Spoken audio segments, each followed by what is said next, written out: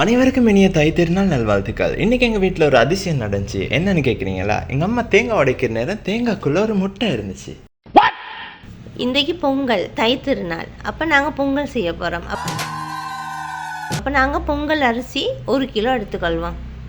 அது நல்லா நெல் பார்த்துட்டு நல்லா புடைச்சி எடுத்துக்கொள்வோம். இந்த காலத்தில் யாரும் புடைக்கிறது இல்லை. புடைச்சிட்டு நல்லா அரிசி அரிக்கணும்.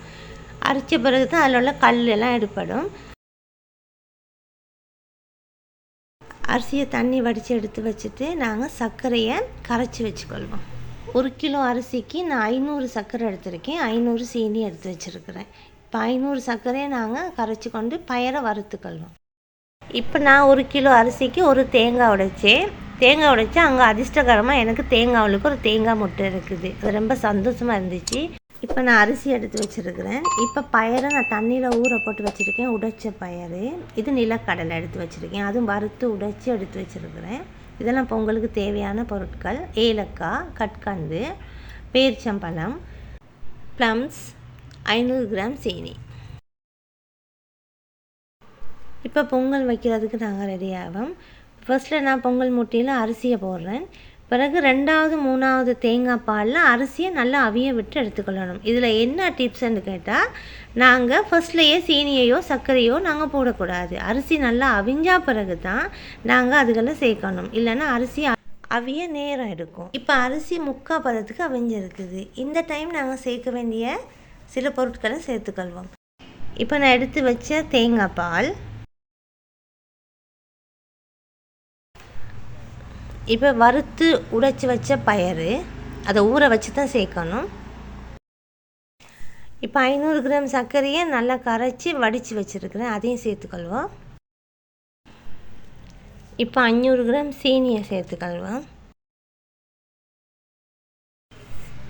இப்போ தட்டி வச்ச ஏலக்காயை சேர்த்துக்கொள்வோம். இது எல்லாமே 3/4 பதத்துக்கு வந்த பிறகு தான் சேர்த்துக்கொள்ளணும்.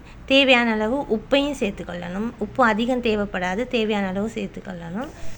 இப்போ இந்த பேரிச்சம்பழத்தை நாங்கள் சீட்ஸ் எடுத்து வச்சுருவோம். 2 வெட்டி வைப்போம். சின்னதாக வெட்டினா குழஞ்சி போகும். 2 வெட்டினா பொங்கலோடு சேர்த்து கடிப்படும், நல்லா இருக்கும். இப்போ பொங்கல் எப்படி இருக்குன்னு பார்ப்போம். பொங்கல் இந்த சர்க்கரை பொங்கல் டேஸ்ட்டாக ரெடி ஆயிடுச்சு. இப்போ நாங்கள் எடுத்து வச்ச நிலக்கடலையை ஃபஸ்ட்டில் சேர்த்து நல்லா கிளறிக்கொள்வோம். நெய் சேர்க்கலாம், இதில் தேனும் சேர்க்கலாம். இப்போ வெட்டி வச்ச பேரிச்சம்பழத்தை சேர்த்துக்கொள்வோம். அதுக்கு பிறகு ப்ளம்ஸை சேர்த்துக்கொள்வோம். எல்லாத்தையும் சேர்த்து கிளறலாம். எவ்வளோ கிளறினாலும் பிரச்சனை இல்லை, பொங்கல் சரியான பதத்துக்கு வந்துடும், அது பிரச்சனையே இல்லை. இப்போ நாங்கள் ப்ளம்ஸையும் சேர்த்துக்கொள்வோம். ப்ளம்ஸை சேர்த்து ஒரு கிளறி கொண்டிருக்கும் போது நாங்கள் கல்கண்டு கொஞ்சம் சேர்த்துக்கொள்வோம். அப்போ பொங்கல் டேஸ்ட்டாக இருக்கும்.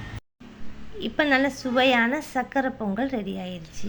ஸோ ஃப்ரெண்ட்ஸ், நீங்கள் பார்த்துருப்பீங்க இந்த பொங்கல் எப்படி செஞ்சுருப்பாங்கன்னு. நீங்களும் செஞ்சு பாருங்கள் வீட்டில், இது ரொம்ப டேஸ்ட்டாக இருக்கும். ஸோ இந்த வீடியோ உங்களுக்கு பிடிச்சிருந்துச்சுன்னா லைக் பண்ணுங்கள், ஷேர் பண்ணுங்கள், சப்ஸ்கிரைப் பண்ணுங்கள்.